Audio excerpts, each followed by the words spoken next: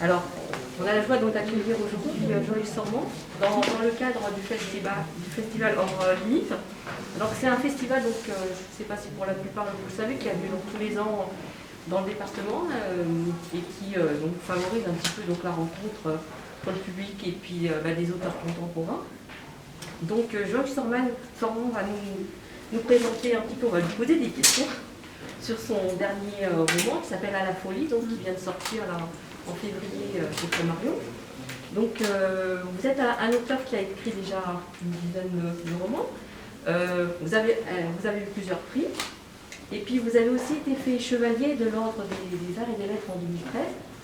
Oui. Oui. C'est une félicitations, non? Ça arrive à pas mal de gens. Hein. C'est pas une terre. C'est pas une terme, c'est pas une gloire non plus. D'accord. Donc votre roman, vous êtes immergé pendant un an dans un hôpital ou deux hôpitaux? Dans deux hôpitaux, essentiellement un. D'accord. Tous les mercredis, donc, vous alliez à la rencontre des patients et puis des soignants. Et donc, en fin de compte, ce roman, c'est un petit peu donner la parole donc, à ces personnes. Et puis même, enfin, faire aussi une analyse aussi quand même de l'évolution du traitement de la maladie dans notre pays, voilà. Et donc moi ce que je voudrais, est-ce que vous voulez quand même nous parler un petit peu aussi de votre parcours un petit peu scolaire ou professionnel et qui vous a amené donc à écrire en quelques lignes sur le sujet, vous voulez dire? Vous, un petit peu votre... M'a amené à écrire sur ce sujet-là ou en général? Ou en général. Moi j'ai fait des études de lettres et de philosophie, donc voilà, j'étais sur un terrain favorable, on va dire, pour écrire. J'ai d'abord un petit peu enseigné la philosophie et en fait quand j'étais étudiante en philosophie je m'intéressais déjà à la psychiatrie parce que souvent quand on fait de la philosophie on va lire Freud ou Foucault, voilà, on va lire des penseurs de la psychiatrie, donc j'avais déjà une familiarité avec le sujet, ça m'intéressait beaucoup. Et puis étudiante j'écrivais dans des revues universitaires, des revues d'étudiants, donc j'avais déjà une petite activité d'écriture mais minime. Et puis j'ai publié, donc j'ai arrêté l'enseignement, j'ai fait divers métiers alimentaires, ce que je fais toujours parce que je ne vis pas de l'écriture. Peu d'auteurs, 10% à peu près des auteurs en France vivent de leur plume, donc la plupart travaillent ou voilà, font des résidences, demandent des bourses, etc. Donc j'ai fait comme ça plein de métiers, pas très intéressants. Et puis en 2005, j'ai écrit mon premier livre, un peu par hasard. C'était à l'origine une petite nouvelle pour une revue, et puis c'est devenu un livre par défi, un peu pour m'amuser. Puis je trouve que ça a été publié par Gallimard. J'ai envoyé à une dizaine de maisons d'édition le manuscrit, et 9 m'ont dit non, et puis un m'a dit oui, Gallimard, donc c'était pas mal. Prestigieux, oui. Et voilà, donc depuis j'ai continué à écrire. C'est vrai que souvent on me dit que ma formation en philosophie se sent dans mes livres parce qu'il y a toujours des questions un peu philosophiques, un peu sociales, toujours un peu de théorie. Je ne suis pas dans le roman pur, je ne suis pas une grande raconteuse d'histoire d'ailleurs. À la folie, c'est plus un récit documentaire, même s'il y a de la fiction, il y a des personnages qui sont des personnes que j'ai rencontrées mais qui sont devenues des personnages. Mais sinon, c'est vrai que c'est toujours un petit peu hybride ce que j'écris. Il y a à la fois du roman, du récit, du documentaire, il peut y avoir de l'essai, de l'autofiction, enfin tout ça se mélange. Voilà. Et parce qu'on avait lu Sciences de la vie, Celui d'avant. oui, celui d'avant, et ce qui se passe déjà dans le monde médical. Oui. On s'est dit, tiens, elle est revenue sur sa marotte ou sur... Qu'est-ce qui s'est passé? Ce qui est marrant, c'est que en fait, Sciences de la vie parle de la douleur physique, et À la folie parle de la douleur psychique. Tout à fait, Voilà, c'est un peu le deuxième volet. Et ce qui est amusant, c'est qu'en fait, quand Sciences de la vie est sorti, j'ai fait une rencontre justement dans une médiathèque de Seine-Saint-Denis, je me souviens plus où c'était peut-être à Bondy. J'ai fait une rencontre avec un psychiatre qui avait été intéressé par le livre. Alors ce qui est marrant, c'est que ce livre, Sciences de la vie, et les psychiatres l'ont beaucoup aimé, comme quoi il y avait quelque chose. Et en fait, ce psychiatre, on a sympathisé, et puis je lui ai dit que j'avais envie d'écrire sur l'hôpital psychiatrique, mais que c'était compliqué d'avoir des autorisations, et il m'a aidé justement à avoir des autorisations. Donc voilà, c'est vrai qu'il y a un lien, ne serait-ce que parce que ce livre-là m'a permis de rencontrer un psychiatre qui m'a permis après d'avoir des autorisations pour faire mon immersion pour le livre d'après. Donc ouais, ils se tiennent bien ensemble les deux. Ouais.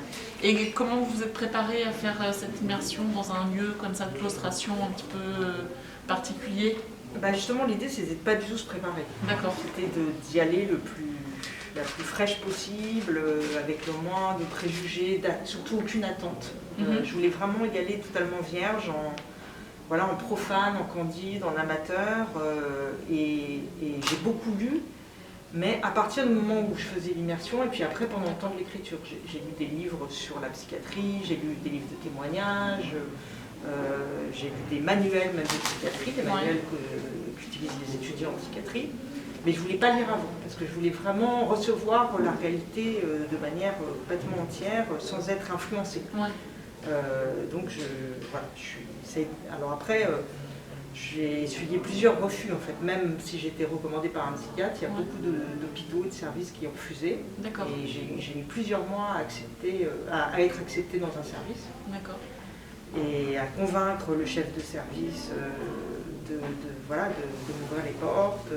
Et finalement, c'est en lisant mes précédents livres qu'il a décidé de me faire confiance. D'accord. Oui, parce qu'il me disait, mais quel est votre projet? Et je disais, justement, mon projet c'est d'être là. Je ne peux pas vous dire le livre que je vais écrire, parce que si je viens, c'est justement pour comprendre ce sur quoi je vais écrire. C'est-à-dire qu'il y avait un malentendu, parce que lui voulait que je lui dise ce qu'allait être le livre, pour savoir s'il me donnait une autorisation. Et moi, je lui disais, mais si je savais déjà, je n'aurais pas besoin de venir en immersion dans votre... Donc on n'arrivait pas à se comprendre. Et il me disait, mais c'est difficile de vous donner l'autorisation sans savoir ce que vous allez faire. Alors je disais, je veux juste être là, écouter, regarder, sentir.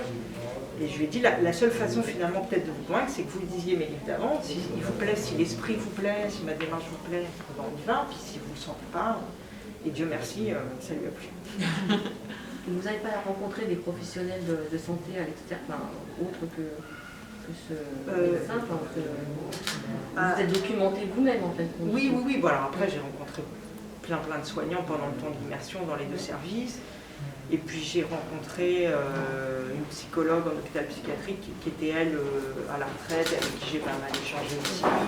Un autre psychiatre à la retraite. Enfin, j'ai rencontré 2-3 personnes en dehors de l'hôpital, mais sinon c'était essentiellement dans le cercle. Parce que les termes médicaux, justement, vous avez été les chercher aussi dans des ouvrages, dans des... Oui, alors c'est les deux, c'est à la fois ce que j'entendais dans la bouche des soignants, donc souvent je notais, puis j'allais regarder à quoi ça correspondait. Et puis par ailleurs, comme je disais, j'ai lu aussi des manuels justement pour me familiariser avec les noms des médicaments, les noms des pathologies, les symptômes. Donc je suis allée vraiment à la librairie de médecine de l'université. Oui, je suis à Paris, dans le 5e arrondissement, où il y a une grande librairie universitaire de médecine. Et je me suis acheté 3 manuels et je les ai lus. Comme un étudiant en médecine. D'accord. Si vous avez des questions, n'hésitez pas à les poser, pas de souci. Elle a déjà répondu comment vous êtes venu justement à écrire sur, excusez-moi l'expression, les fous, parce que vous en parliez. Moi, je vous ai beaucoup regardé sur YouTube un petit peu déjà, donc j'ai déjà une première approche du coup. Mais je trouve que c'est intéressant parce que c'est quand même un cercle. Je veux dire, c'est très fermé. Comme vous dites, on ne peut pas y rentrer comme ça.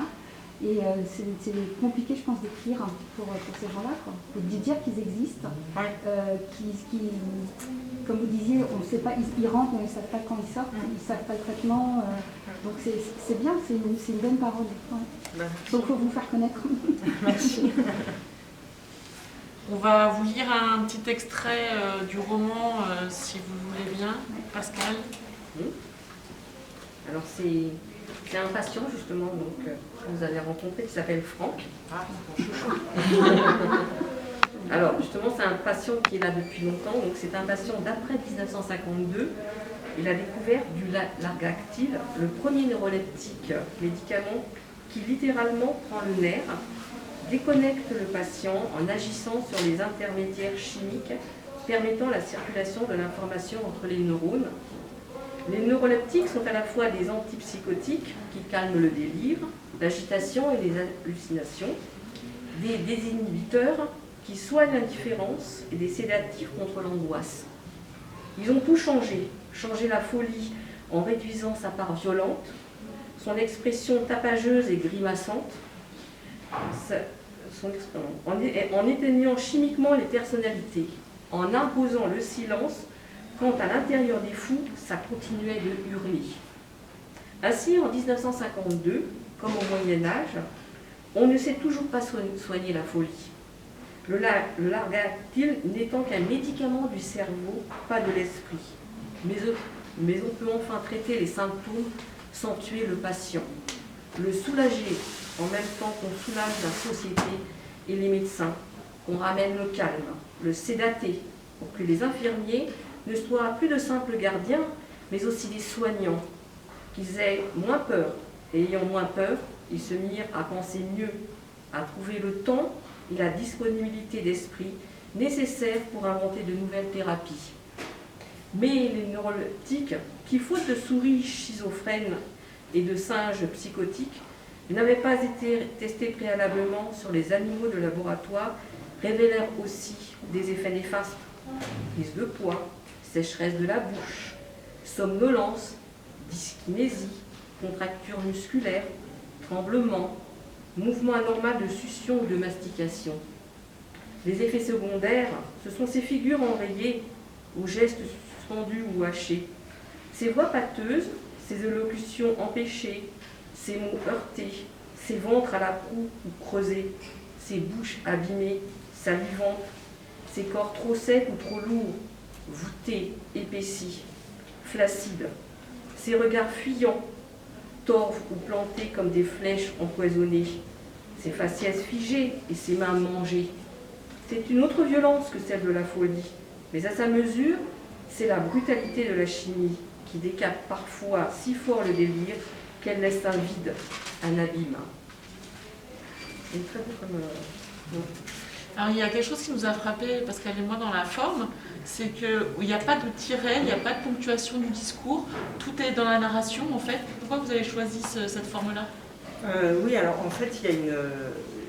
comment dire il y a un seul mouvement qui englobe trois jeux, J-E. Il y a celui de la narratrice, le mien, celui des patients qui parlent, où je rapporte le récit des patients, et puis celui des soignants. Et je voulais vraiment ne pas les distinguer, les couler ensemble dans une même voix. Alors on passe d'un jeu à l'autre, de ma voix à celle du patient, du soignant, etc. Parce que je voulais vraiment être dans une espèce d'égalité entre tous. D'accord. D'égalité entre... Moi, je ne voulais pas de position surplombante, j'arrive de l'extérieur et je regarde ce qui se passe. Je voulais remettre de l'égalité entre les patients et les soignants, parce qu'il n'y en a pas toujours à l'hôpital, justement, et que souvent les soignants se sentent inférieurs. Donc je voulais nous mettre sur le même plan d'immanence, nous mettre dans la même horizontalité. Et puis je trouvais ça beau aussi d'un point de vue musical que toutes les voix se mêlent ensemble. Et je pense que il n'y a plus beaucoup d'auteurs de ma génération qui utilisent les tirets, les guillemets. C'est vrai que dans notre génération, on a un peu laissé ça derrière, et je pense qu'on n'en a plus besoin d'une certaine façon, parce que je crois que quand on lit livre, on voit très bien quand c'est moi qui parle. Bien sûr, on sent la polyphonie du on sent qu'on n'a pas besoin de mettre des guillemets, par exemple, qui souvent justement peuvent alourdir le texte, ou peuvent sortir le lecteur de l'espèce de document. Voilà. Et puis il y a un truc parfois un peu artificiel aussi. Donc voilà, j'avais envie de cette espèce de grand mouvement démocratique où tout le monde soit ensemble dans le même espace. D'accord. On vous a vu un petit peu donc, sur Arte ou dans d'autres émissions. Et comment vous avez choisi le 93 justement pour être un peu plus, pas connu, mais en tout cas partager cet écrit, cet ouvrage. Moi je choisis 93, vous voulez dire Comment à la limite par exemple, vous a contacté ou je... Ah bah de toute façon, c'est pas moi qui choisis 93, c'est 93 qui me choisit. Moi, voilà, ça fait plusieurs années que je participe à Orlyte. C'est un des festivals quand même qui a une très bonne réputation en France, qui est connu de tous les écrivains, qui est connu pour sa qualité. Et d'ailleurs, il n'y a pas de festival à Paris, il faut quand même le noter. Alors, il y a la Maison de la Poésie qui avait fait Paris en toutes lettres, mais enfin ça reste très minime. Et c'est vrai que c'est fou de se dire que à Paris, qui est la capitale, il n'y a pas de festival littéraire de son nom et qu'il y en a un en Seine-Saint-Denis. En même temps, c'est pas plus mal que pour une fois, ce soit Paris qui prenne toute la lumière, voilà. Et donc, moi j'ai été invitée, donc je réponds toujours volontiers aux invitations.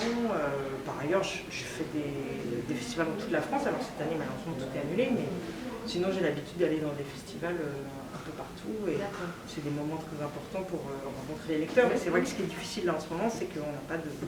Là, je contrôle lectrice, mais c'est difficile d'avoir aucun contact avec les lecteurs en ce moment. Alors heureusement, il y a un peu de retour médiatique, mais c'est bizarre. C'est la première fois que ça m'arrive, ça fait 15 ans que j'écris des livres, c'est la première fois qu'un livre sort et puis que je ne peux pas aller à la rencontre des lecteurs. Voilà, donc là c'est quand même une manière de le faire, c'est mieux que rien. Et c'est bien de voir du monde. Et quel lien justement vous entretenez avec les médiathèques, les bibliothèques? Je suis régulièrement invitée dans toute la France. Ouais. Voilà, donc j'ai cette chance-là parce que tous les auteurs n'ont pas la chance d'être invités dans des médiathèques. Donc moi je dis toujours oui, hein, de toute façon. D'accord. Oui,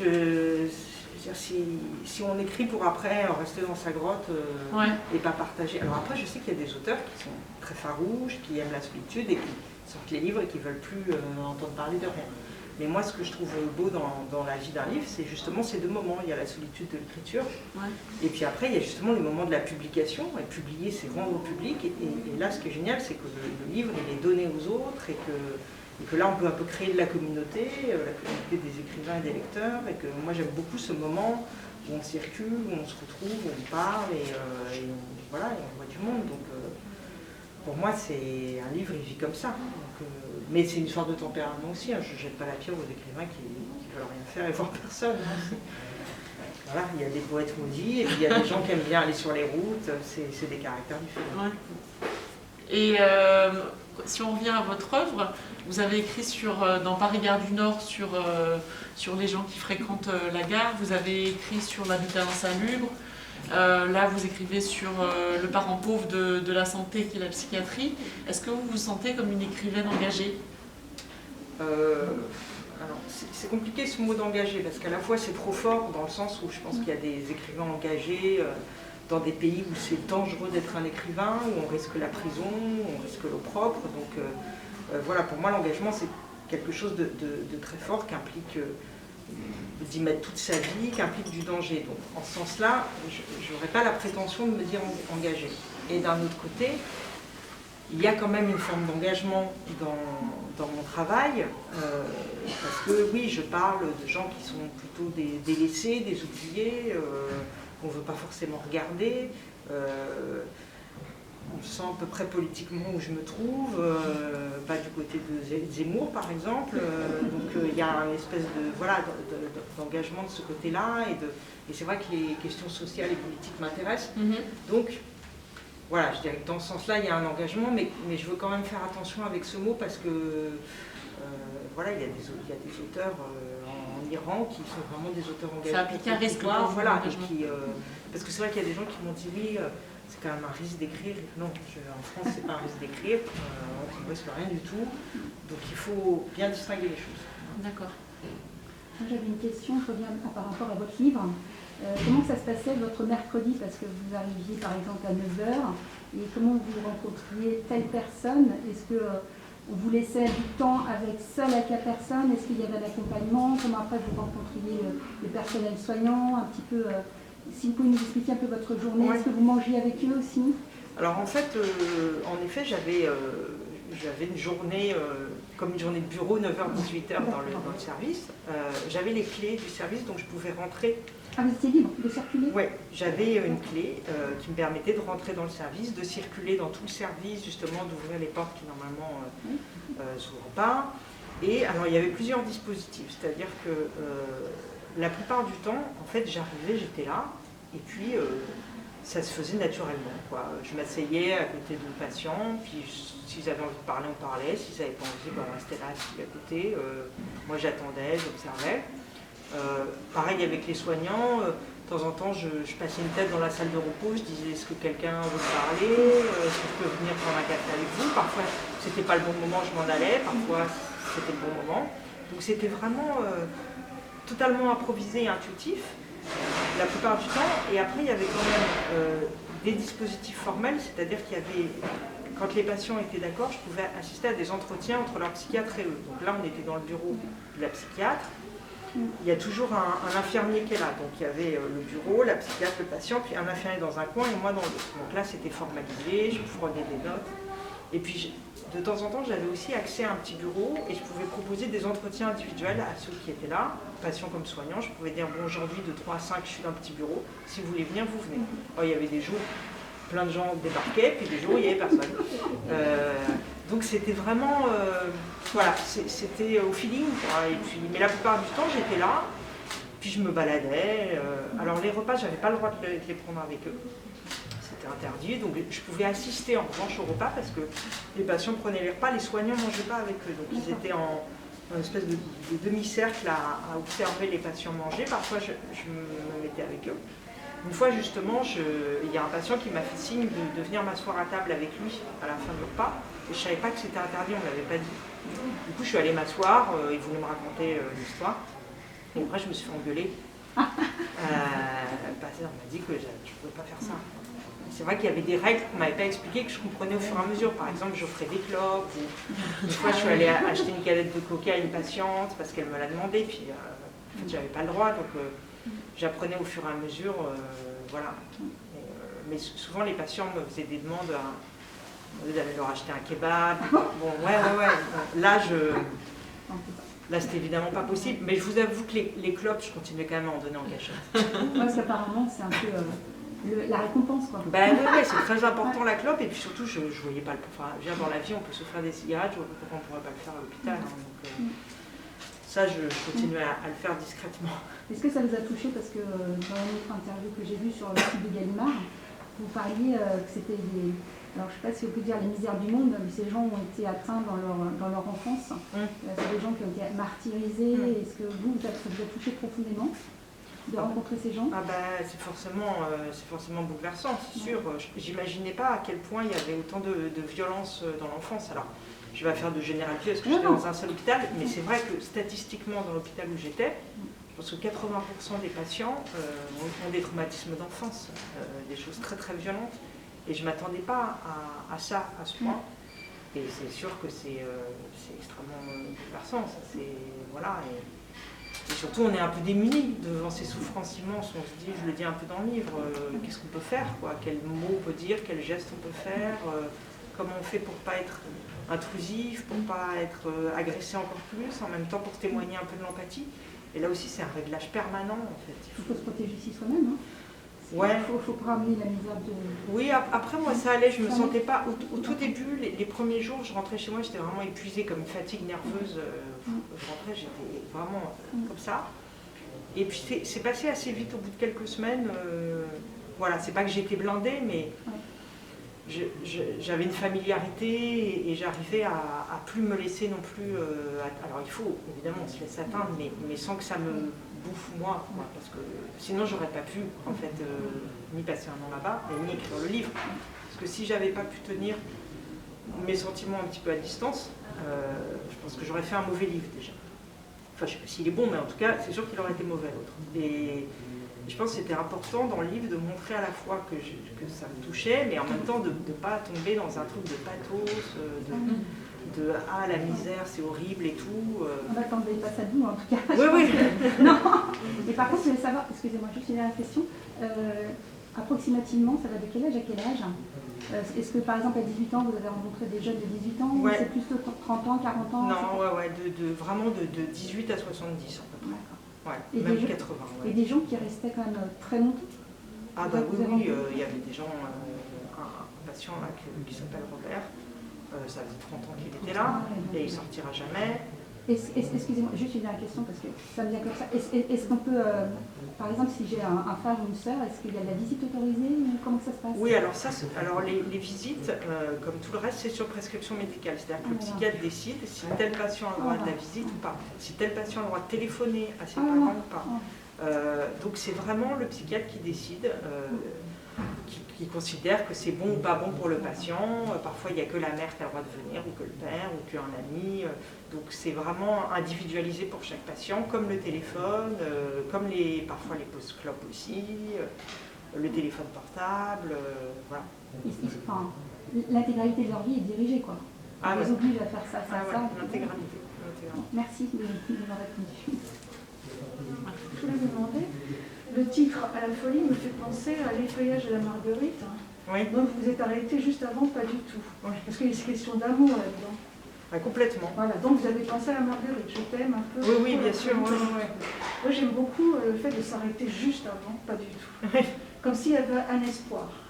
Mais vous avez tout à fait raison, et c'est vrai que la question de l'amour, elle est très importante. Il y a un personnage dans le livre, un infirmier qui s'appelle Barnabé dans le livre, que j'appelle le moine bouddhiste du soin, et qui lui m'explique que le premier outil pour soigner, c'est l'amour, et que les gens qui sont là, la plupart du temps, ils n'en ont pas eu d'amour, ils ont plutôt que de la haine et de la violence, et que ça commence par là en fait. Donc, et c'est vrai qu'à un moment, je le dis aussi, je pose la question très frontalement, je dis mais est-ce qu'on peut imaginer une psychiatrie sans amour, et même peut-être une médecine sans amour?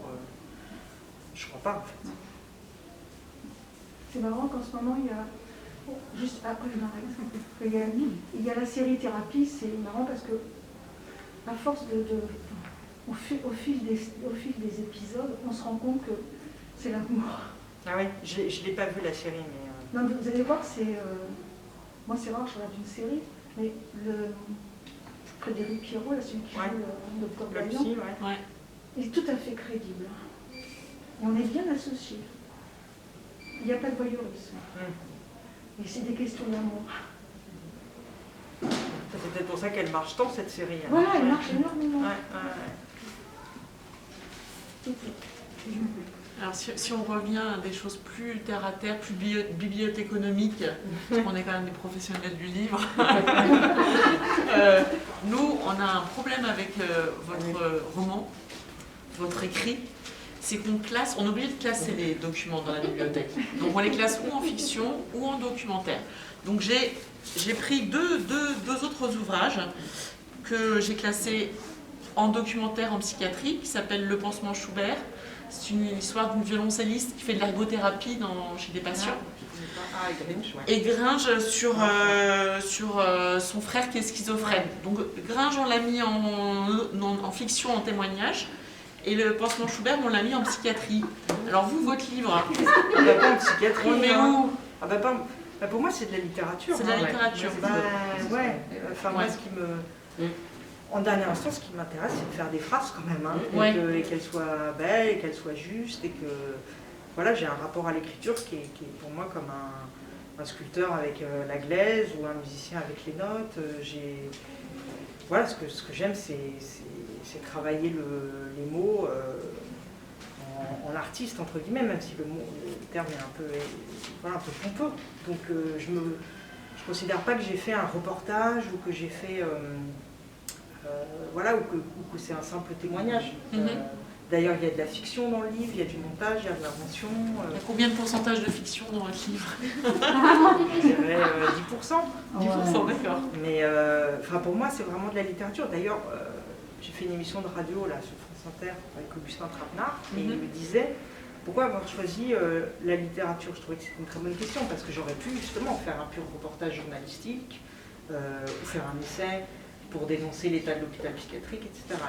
Il me dit, vous avez choisi la littérature. Et je lui disais, parce qu'en fait, la littérature, pour moi, c'est le lieu du singulier, des individus. C'est-à-dire que quand vous faites un essai, ou même un livre de psychiatrie, un témoignage, c'est compliqué de parler d'une personne. Ouais. Souvent, on est dans la généralité, on universalise, etc. Ouais. Surtout dans les essais. Et ce qui est bien dans la littérature, c'est que ça passe toujours par des individus. Ça passe par le singulier, ça passe par des personnages. Et en psychiatrie, c'est ce que vous disaient beaucoup de médecins, c'est vraiment du cas par cas, on soigne les gens un par un. C'est pour ça que le protocole en psychiatrie, ça ne marche pas autant. En cancérologie, ça marche, on sait à peu près comment soigner un cancer du sein, et c'est comme ça pour la plupart des femmes. En psychiatrie, il n'y a pas deux schizophrènes pareils, on ne peut pas les soigner pareil. C'est à chaque fois une personne. Et donc, pour moi, la littérature, c'est le lieu du singulier, c'est le lieu du du personnel, et ça allait complètement avec la psychiatrie comme soin. Donc voilà. Ils ont d'autres noms, je les ai un peu modifiés, je les ai un peu magnifiés aussi. Donc voilà. Je ne voudrais pas qu'ils soient en psychiatrie. Non, on peut être en fiction, rassurez-vous. Sinon, vous me mettez dans tous les rayons. Un peu en documentaire, un peu dans chaque rayon. Et justement, est-ce que vous avez gardé des liens, si on peut demander avoir des liens avec Les patients ou même les soignants? Alors avec les patients, non, mais parce que c'était pas souhaitable. Ben, Je vous avoue, j'avais la tentation, hein, par exemple avec Franck, qui est un personnage formidable, avec qui je suis extrêmement entendue, qui est un type incroyable, très très délirant, hein, qui se prend pour un loup-garou, mais d'une intelligence, d'une poésie dingue. Mais bon, j'ai pas vocation, je suis pas de la famille, je suis pas amie, je suis pas visiteuse de psychiatrique, et c'était pas du tout une bonne idée. Donc il a fallu aussi, moi, que j'arrive à couper, parce que j'avais un investissement affectif au bout d'un an. Donc il fallait, je suis aussi partie au bout d'un an, parce que sinon, en fait, ça ne s'arrêtait jamais. Hein. Tous les mercredis, il se passe toujours des trucs, on apprend toujours des nouvelles choses. Et avec les soignants, je n'ai pas gardé de lien. Enfin, pendant le temps de l'écriture, j'ai échangé un peu avec le médecin-chef pour lui dire où j'en étais. Et puis, j'y suis retournée la semaine dernière pour leur apporter des livres, pour leur raconter un peu comment ça se passait. Mais je n'ai pas gardé, non. Alors, j'échange parfois des textos avec les uns les autres, mais je n'ai pas noué des rapports très forts avec les soignants parce que je le fais un peu sentir dans le livre, c'était compliqué pour eux de m'avoir dans les pattes. D'avoir quelqu'un là qui traîne, qui voit ce qui se passe même quand c'est pas génial. Hein. Les gens qui sont jetés au sol et piqués en hurlant, je crois qu'ils n'étaient pas trop contents de voir ça. Voilà, donc j'ai été une présence perturbante. Alors il y a des soignants qui ont été super et qui étaient en fait contents que je sois là justement pour témoigner de la difficulté de soigner aujourd'hui, pour témoigner aussi de leur souffrance à eux. Et puis il y avait des soignants, et je les comprends très bien par ailleurs, donc je ne leur jette pas la pierre, qui s'emmerdaient que je sois voilà, que je perturbais la bonne marche du service. Et c'est vrai que je perturbais parce que tout d'un coup, il y a une fille qui est là. Elle n'est pas de la famille, elle n'est pas soignante, elle n'est pas visiteuse de prison, elle est quoi? Qu'est-ce qu'elle fait là? Voilà, c'est quoi son rôle? Et ça perturbe. Et puis en plus, les patients... Alors, ils étaient contents souvent de me voir arriver le mercredi parce qu'ils s'emmerdent tellement. Il y a tellement d'ennuis dans ces endroits que le mercredi, c'était le jour de Joy. Elle venait avec des clopes, elle faisait des blagues, elle écoutait les gens pendant des heures sans s'impatienter. Il y avait une espèce d'animation. Et donc moi, je devenais un peu la chouchoute des patients, parce que justement, je le dis dans le livre, j'avais aucune autorité sur eux. Je ne pouvais pas les mettre en chambre d'isolement, les priver de clopes, leur dire tu vas prendre ce médicament, leur interdire de téléphoner à leur mère. Parce qu'à l'hôpital, la plupart des soignants sont des gens qui posent des interdits. Et moi, j'étais celle qui n'en posait pas, donc j'avais le beau rôle, évidemment. Et donc les soignants, ils disaient, elle, forcément, tout le monde l'aime parce qu'elle n'est pas contraignante. Et nous, on est les matons, les mauvais. Voilà, donc c'était un peu compliqué, et pour eux et pour moi, cette place. Et c'est vrai que j'étais pas toujours à l'aise par rapport aux soignants, parce que je comprenais aussi qu'ils me regardent un peu d'un mauvais œil. Et en parlant justement de votre roman, est-ce que les soignants, je pense, parce que les malades, j'imagine, est-ce qu'ils ont vu votre livre? Est-ce qu'ils ont... Alors certains, et pour l'instant j'ai eu des bons retours, donc j'étais contente. Parce que j'avais un peu peur, hein, je vous avoue, de leur regard. Et j'avais peur surtout qu'ils se sentent trahis. C'est très important pour moi qu'ils ne se sentent pas trahis. Et ça, j'avais aucune assurance en fait. Parce que c'est quand même ma subjectivité, mon regard. Ils auraient pu dire, mais de quoi elle parle? C'est pas notre réalité. Elle n'a rien compris. Pour le moment, j'ai eu des bons retours. Justement, on m'a dit que j'avais été fidèle. Donc ça m'a fait très plaisir et ça m'a rassurée surtout. Parce que j'aurais très mal vécu le contraire. Mais voilà, tout le monde ne l'a pas lu et je m'attends à avoir quelques critiques, ça c'est normal. Et vous pensez que certains patients vont le lire? Je crains que non, parce que dans le service où j'étais, ce sont des cas très lourds, les gens sont tellement abrutis de médicaments qu'ils n'ont même pas la force de lire. Alors en revanche, j'ai reçu quelques lettres, je reçois pas mal de lettres en ce moment, alors justement des retours souvent de psychiatres ou d'infirmiers psychiatriques qui sont plutôt élogieux, donc ça me fait plaisir. Et je reçois aussi des lettres de patients, alors de fous, mais dans le livre j'utilise ce mot avec beaucoup de bienveillance, donc je n'ai pas peur de l'utiliser. Mais alors pas du tout ceux que j'ai rencontrés, mais d'autres qui m'ont... Alors, la plupart du temps qui n'ont pas lu le livre, mais qui m'ont vu à la télé ou qui m'ont entendu à la radio, et qui donc m'envoient des lettres. Et il y a des choses assez délirantes quand même. Hein. Hier, j'ai reçu une lettre d'un monsieur qui a des martiens dans la tête. Bon, bah, après, voilà, il me raconte. Mais c'est pas désagréable de recevoir ces lettres, sauf que je peux pas y répondre en fait. Parce que c'est pas possible. Enfin, il n'y a aucune réponse. Voilà. Donc il y a des patients d'autres services qui m'écrivent. Ouais, qui sont reconnus, qui je a eu pense un qu'ils écho. Oui, qui se disent tiens, ben, elle parle de nous quoi. Et en fait ça n'arrive pas souvent qu'on parle des gens qui sont enfermés en psychiatrie, donc peut-être s'ils se disent ah ben quelqu'un qui parle de nous, donc elle va m'écouter, je peux lui écrire. Mais contrairement à Amélie Nothomb qui tous les matins répond à tous ses fans, enfin j'en ai 1000 fois moins qu'Amélie Nothomb. Hein, moi je ne me sens pas de faire ça. Moi, voilà. Peut-être faire suivre à Amélie Nothomb qui va en répondre à la place, parce qu'apparemment c'est son truc. Je crois qu'elle le fait très bien. Et quels sont vos projets de livres à venir après cette expérience? Bah, j'ai pas encore de projet précis parce que moi je suis assez lente quand j'ai fini un livre et que je le défends. Après quand il sort, je prends mon temps. Et puis j'ai des amis écrivains qui ont toujours 15 idées de livres d'avance, ce qui n'est pas du tout mon cas. Moi à chaque fois que je finis un livre, je me dis oh là là, j'aurais plus jamais d'idées, c'est mon dernier livre, je panique, je trouve ça très dur d'avoir une idée. Je suis pas du tout quelqu'un qui a beaucoup d'idées comme ça. Donc je sais pas, mais ce que je sais, c'est que j'aimerais bien continuer dans cette veine de l'immersion. Parce que ça me plaît beaucoup. Ouais. Et je pense que ça me va mieux que le roman classique, où je suis moins bonne.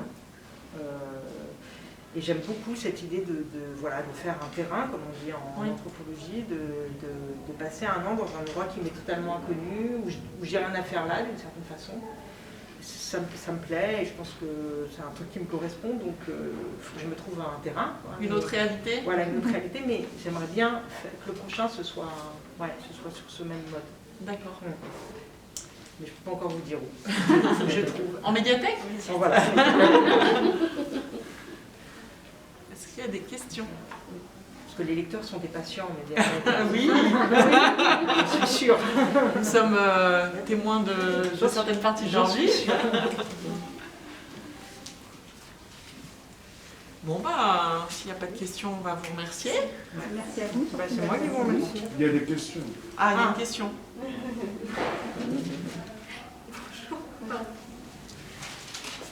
Alors oui, j'ai quelques questions, effectivement. Désolée. Non, bah, je vous en prie. Je suis impressionnée. Ah ben, faut pas. Un peu quand même. Je voulais savoir comment comment définissez-vous la folie? Vous avez appelé votre roman à la folie. Oui. La folie, c'est un terme assez général parce qu'on parle d'amour, mais on parle aussi de termes plus psychiatriques. Du coup, comment vous le définissez? Alors c'est une bonne question parce que c'est très compliqué de la définir, c'est-à-dire que même les médecins par exemple ils définissent pas la folie, ils vont définir la bipolarité, la schizophrénie, la psychose, la mélancolie, la dépression. En fait ils vont passer justement par des diagnostics scientifiques.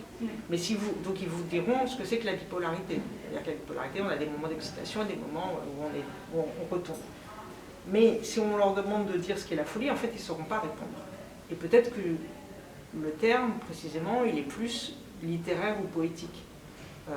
Et si je réponds en tant qu'écrivain, je dirais que la folie, et c'est pour ça que c'est un sujet passionnant pour les écrivains, c'est que c'est d'abord une aventure du langage, justement. C'est-à-dire que qu'est-ce qui caractérise la folie? C'est une langue délirante, une langue qui sort de ses gonds, une langue qui reconstruit la réalité. Je dirais que la folie, c'est une reconstruction de la réalité. Les fous, finalement, ils partent du constat que la réalité, ça leur va pas, ça leur convient pas, ça les déçoit, c'est pas à la hauteur de leurs attentes. Donc, ils ont décidé de créer une autre réalité qui convient à leurs aspirations. Donc, je dirais que la folie, c'est une reconstruction de la réalité qui correspond à nos désirs propres. C'est en ce sens-là qu'on pourrait tous basculer dans la folie, finalement, parce que le réel, il nous déçoit sans cesse, quand même. Mais il y a des gens qui sont capables d'accepter cette frustration, cette déception du réel, et puis d'autres qui n'encaissent pas en fait, qui n'encaissent pas que la réalité soit tout le temps décevante. Donc voilà, mais c'est une réponse d'écrivain, voilà, pas oui, de, bien sûr, pas de médecin. Votre réponse n'est pas... Voilà, donc je dirais que c'est ça. Et puis une réinvention de soi aussi. Dans le livre, Franck il se prend pour un loup-garou, Marielle se prend pour une sorcière, Youssef il se prend pour un soldat inconnu. Donc on se réinvente des identités. Voilà, c'est comme ça que je le dirais. D'autres, si ça vous dérange. Non, non, allez-y.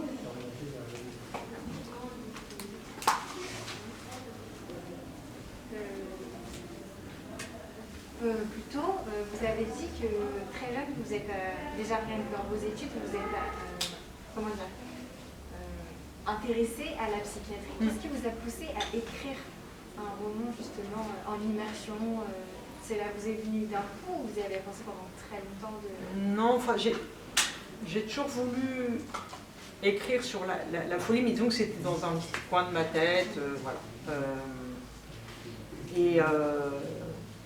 Et je me suis... En fait, ce qui m'intéresse aussi, c'est d'écrire sur les marges, quoi, tout ce qui est... voilà, j'ai écrit par exemple donc, sur les logements insalubres à Paris, donc j'ai été à la rencontre déjà de gens sans papier, de gens invisibles, voilà, où vivent des marginaux. Donc j'avais déjà eu cette espèce d'approche comme ça de l'invisibilité, de la marginalité, et c'est vrai que j'ai une attirance pour ça, donc j'avais envie de retrouver un peu ce sujet. Alors j'avais pensé par exemple à écrire aussi sur la prison, mais alors, déjà que c'est compliqué de rentrer en HP, mais alors, dans des prisons je ne raconte même pas, mais j'ai pu aller dans des prisons faire des ateliers d'écriture, des rencontres déjà, mais pas plus. Donc voilà, c'est quand on s'intéresse un peu aux marges et à l'invisible, ça vient assez vite la psychiatrie. Et je voulais que ce soit en immersion parce que pour le coup, je ne me voyais pas du tout inventer sur des sujets comme ça. Je ne me voyais pas du tout inventer. Et aussi pour des questions d'éthique. Voilà.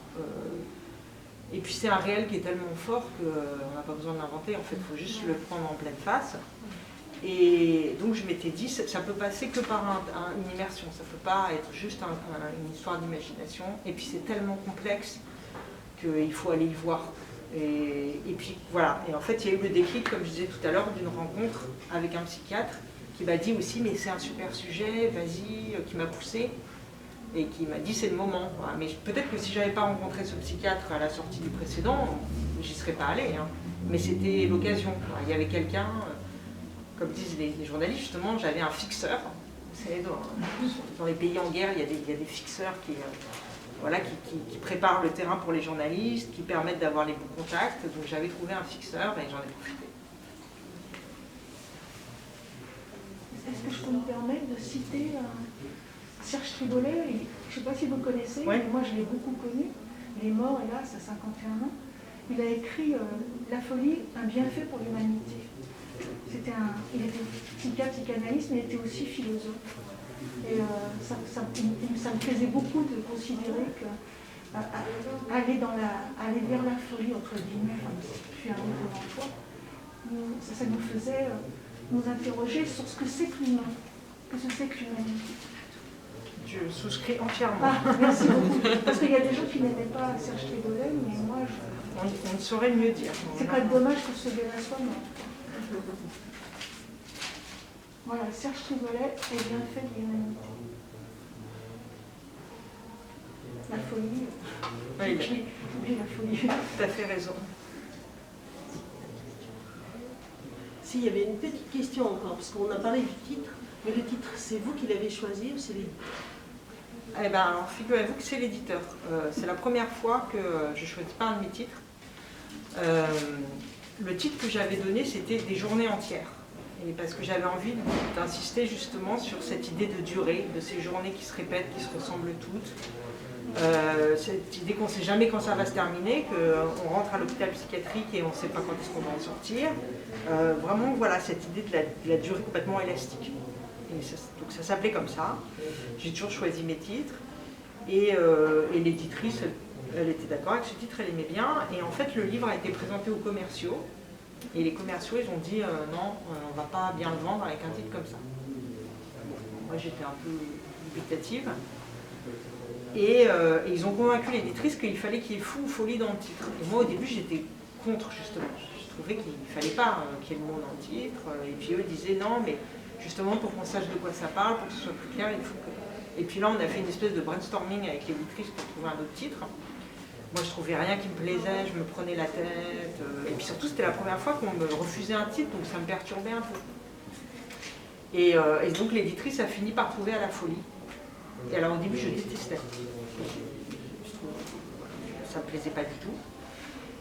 Et puis en fait, justement, je me le suis approprié avec ce que disait Madame tout à l'heure sur l'amour, sur le fait aussi que c'était une dédicace, dédicacée à la folie, que c'était une manière aussi d'exprimer ma gratitude, de dire merci à la folie, merci au fou de m'avoir donné tout ça. Donc voilà, finalement je me suis rangée à l'idée de l'éditrice et puis je l'ai moi-même intégré en voyant comment il correspondait à ce que j'avais voulu faire. Mais il ne vient pas de moi au début. Ouais. Mais maintenant, j'ai l'impression que c'est le mien.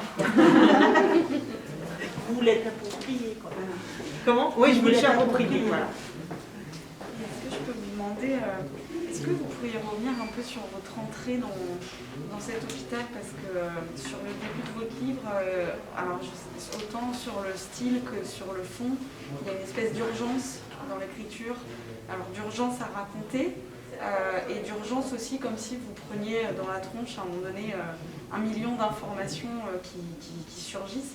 Est-ce que c'est vraiment purement littéraire ou est-ce que quand vous êtes arrivé, il y a eu cette espèce de vague un peu émotionnelle qui transparaît un peu dans ces lignes en fait et puis parce qu'il y a aussi cette accumulation de phrases sans conjonction qui tout de suite, on est tout de suite dedans. Est-ce que vous pourriez revenir un petit peu sur cette arrivée, ce qui s'est passé pour vous émotionnellement aussi?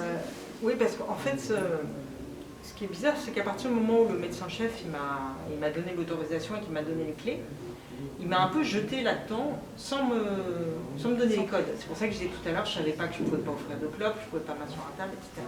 Et donc j'ai été un peu, c'est-à-dire que je l'ai vu, j'ai eu un nombre de rendez-vous avant pour arriver à les convaincre, parce qu'après il a fallu que je rencontre les syndicats, que je signe un contrat avec la direction administrative de l'hôpital, que je rencontre l'équipe. À chaque fois je faisais comme des entretiens d'embauche, ça durait. Donc avant d'arriver, il y a eu une grosse démarche. Et à partir du moment où on m'a dit ok, tenez, voilà les clés, alors là on m'a plein expliqué, j'ai été jetée dans le truc et je savais rien. Enfin je suis arrivée le premier jour. J'ai ouvert la porte et il n'y avait même personne pour m'accueillir, pour dire, à part justement Franck qui ouvre le livre, c'est un fou qui est venu m'accueillir, c'est pas un soignant, ça dit beaucoup. Donc j'étais paumée quoi en fait. Et donc c'est pas seulement littéraire, ça a été un choc d'entrée quoi. Au début j'étais paumée, alors après c'était pas agressif parce que justement vous arrivez dans un truc très silencieux où tout le monde est sur sa chaise abruti de médicaments, il n'y a pas un bruit, il n'y a pas un éclat, tout est complètement ouaté. Donc c'est pas agressif, mais c'est un peu saisissant, vous savez pas trop où vous êtes. Et au début, j'étais assez désemparée, assez perdue, je savais pas si je pouvais m'asseoir, si je pouvais parler aux gens. Donc voilà, comme je disais tout à l'heure, après, c'est venu assez vite la familiarité, mais au début, il y avait un épuisement nerveux qui était pas tant lié justement à un truc violent, une émotion très forte, mais plutôt qu'à une inquiétude de désorientation, ouais, de ne pas savoir où on est, et on se pose la question de sa légitimité à être là. Et voilà, j'étais mal à l'aise au début, j'étais super mal à l'aise, je me disais mais comment je vais tenir un an? Les gens ils passaient à côté de moi, ils me regardaient comme ça. Voilà. Est-ce que, je me permets, est-ce qu'il n'y a pas eu des moments où ça peut être inquiétant pour soi de côtoyer, parce que j'imagine que quand on côtoie des personnes qui sont comme ça en psychiatrie, il doit y avoir des temps où ils ont une certaine lucidité et d'autres où ils basculent complètement. Et est-ce que c'est pas inquiétant aussi pour soi, parfois désorientant, de se dire qu'ils ont une part de lucidité qui est présente et du coup de se dire ça peut inquiéter de se dire que ça peut basculer quoi, à tout moment quoi.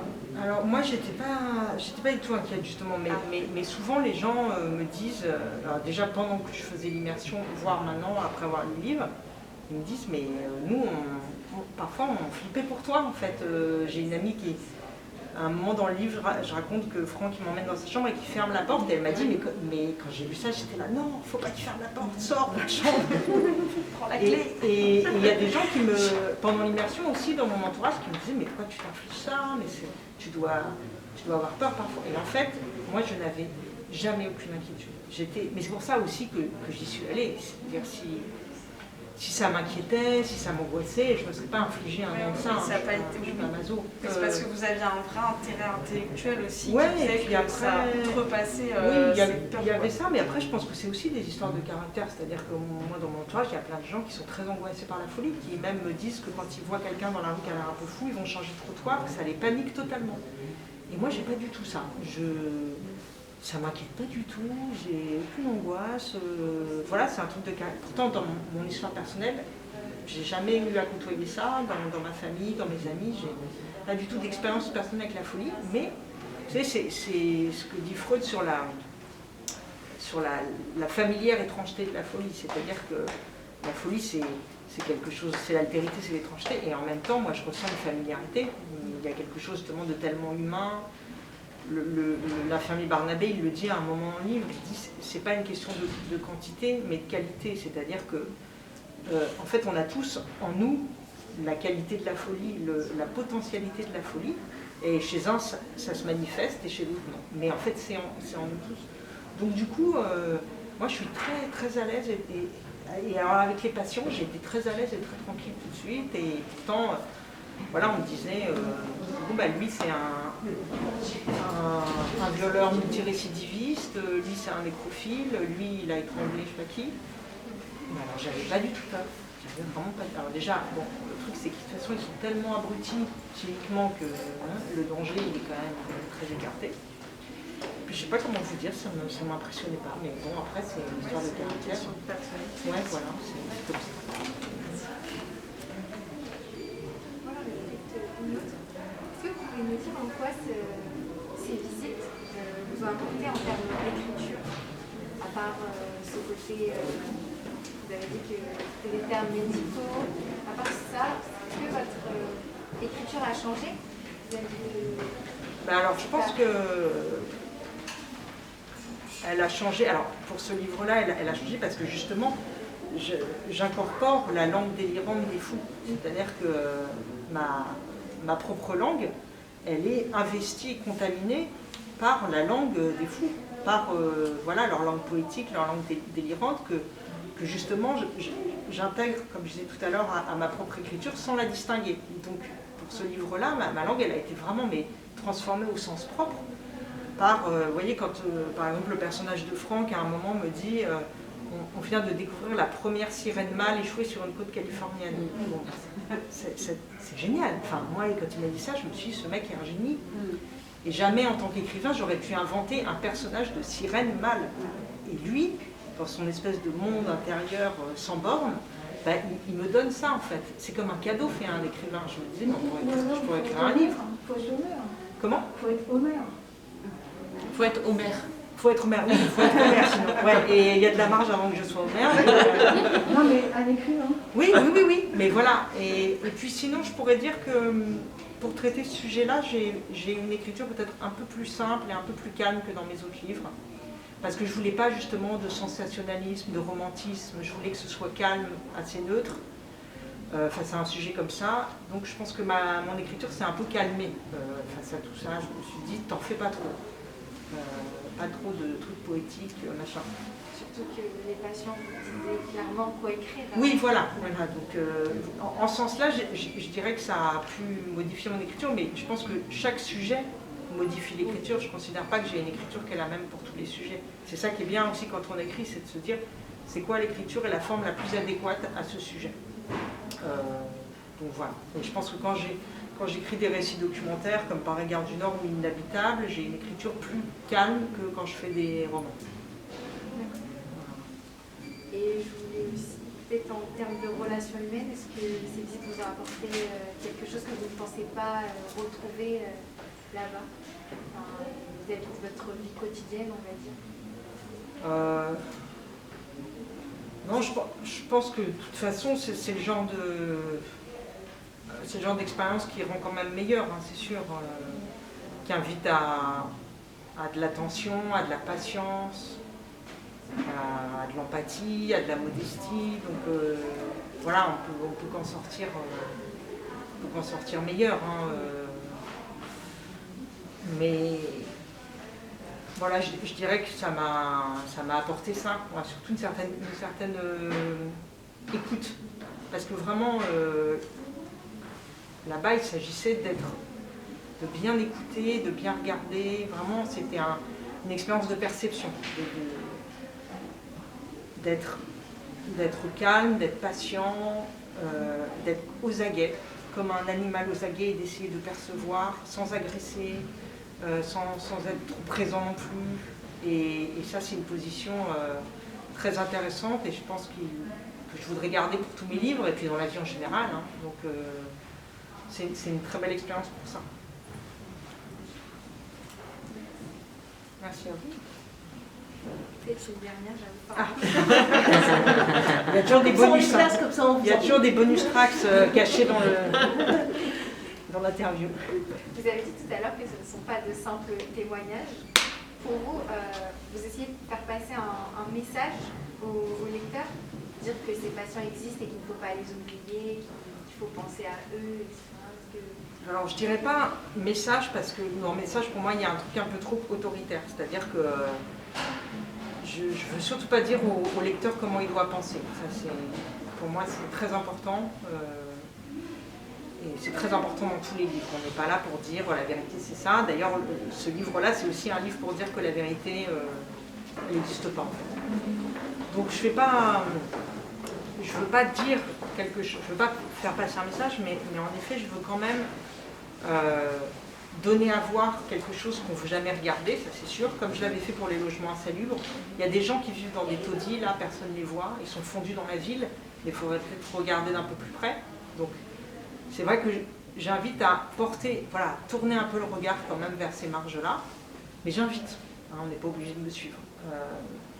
C'est pas du tout pour culpabiliser les gens en disant ouais vous voulez pas regarder, c'est dégueulasse. Je propose.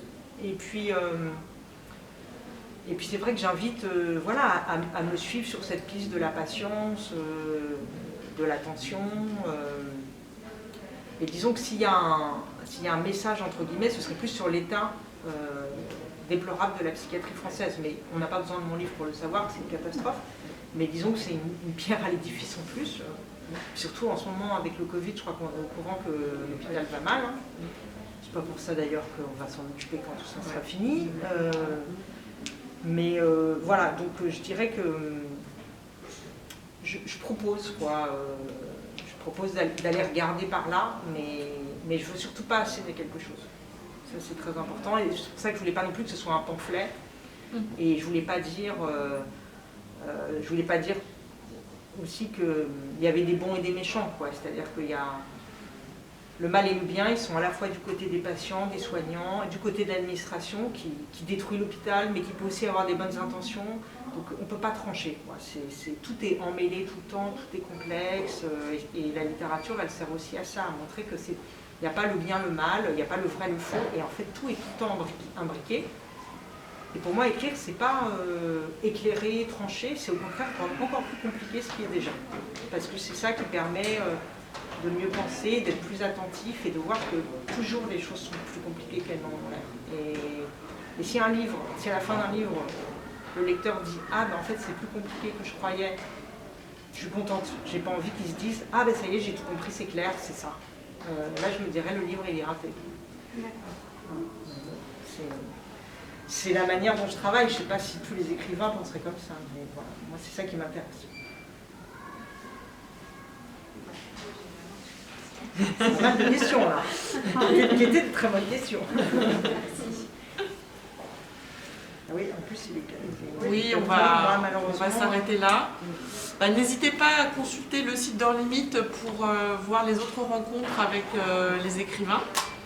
Et puis merci encore d'être venu à la médiathèque. Bon après-midi. Merci.